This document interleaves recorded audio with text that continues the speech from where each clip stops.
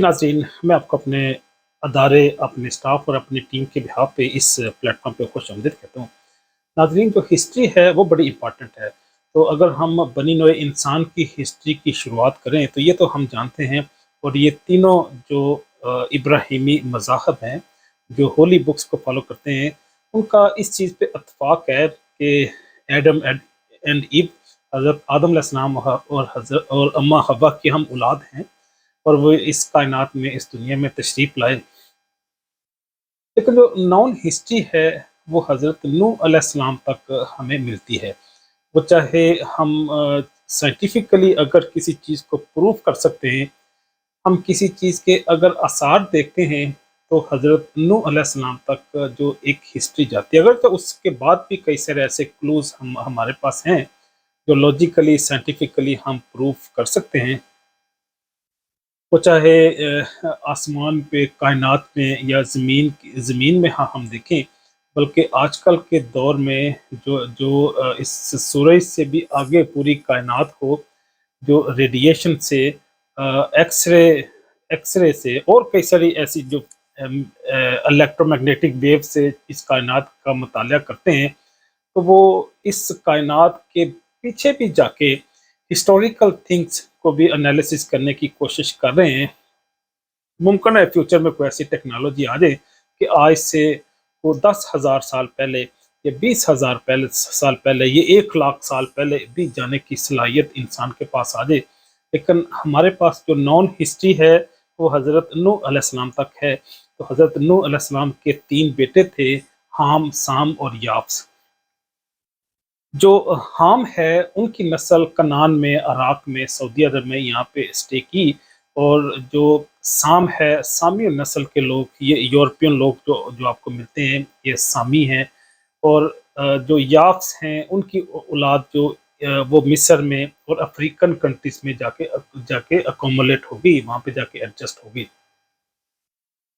जो मैं आपसे बात करना चाह रहा हूँ, हमारा क्योंकि मेडिकल मीडिया का प्लेटफॉर्म है, तो हम 3 चीज़ों को सिर्फ कंसिडर करते हैं: डिजीज़, ट्रीटमेंट और बीमारी।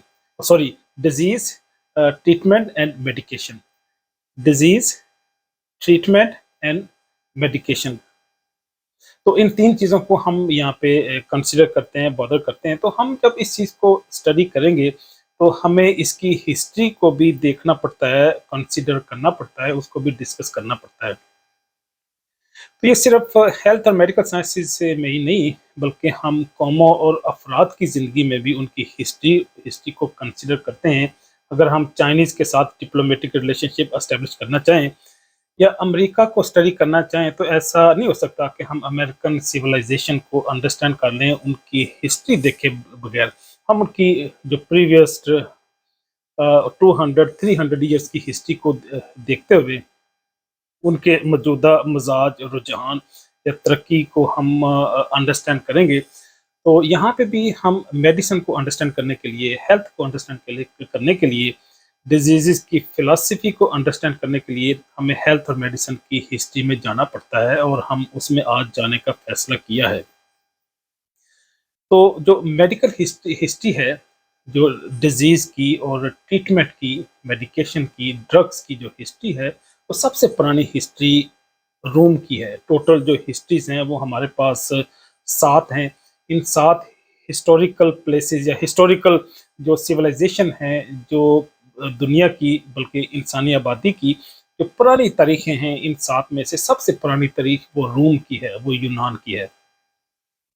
अप्रोक्सीमेटली 10,000 ईयर्स पुरानी तारीख है, जिनकी जिनके हिस्टोरिक नुस्खा जात में, मैनस्क्रिप्ट में हमें उनकी ऐसे नुस्खा जात मिलते हैं कि उनका हेल्थ का देवता कुछ और था। फार्मास्यूटिकल साइंस में हम पढ़ते हैं कि बावल ऑफ हाइजिया, जिसमें एक बॉल है शराब वाला, उसके राउंड अबाउट एक सांप घूम रहा है। सांप भी क्योंकि एक ड्रग की अलामत है, उनके जो उसका जो विनम है, इसके विनम को हम डाइल्यूट करके डिफरेंट डिजीज़ की ट्रीटमेंट के लिए हम यूज़ करते हैं।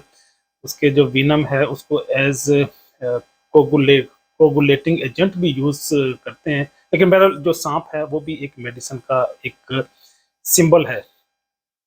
तो ये जो बावल ऑफ हाइजिया, یہ بھی ہیلتھ کا دیوتا ہے، اور یہ روم اور یونان سے یہ تعلق رکھتا ہے۔ دوسری جو بڑی تاریخ ہے، جو سب سے پرانی تاریخ ہے، وہ انڈین ہسٹری ہے۔ Indian history approximately 3300 before Christ ہے۔ تو اس کا مطلب ہے اگر آج کے دور میں دیکھیں تو یہ اپروکسیمیٹلی 5500 ایئرس پرانی ہے، جو 5500 ایئرس پرانی ہے، 5000 سال سے زیادہ انڈیا کی ہسٹری ہے۔ تو انڈین ہسٹری میں بھی کیونکہ اس علاقے میں انڈیا، پاکستان، بنگلہ دیش، یہاں پہ کیونکہ موسم گرم ہوتا تھا اور یہاں پہ جو ہرب اور شرب سفیشینٹلی گرو کرتی تھی، تو ان میں کئی سارے ایسے میڈیسنل پلانٹ تھے جو ڈفرینٹ ڈیزیزز کی ٹریٹمنٹ کے لیے استعمال ہوتے تھے۔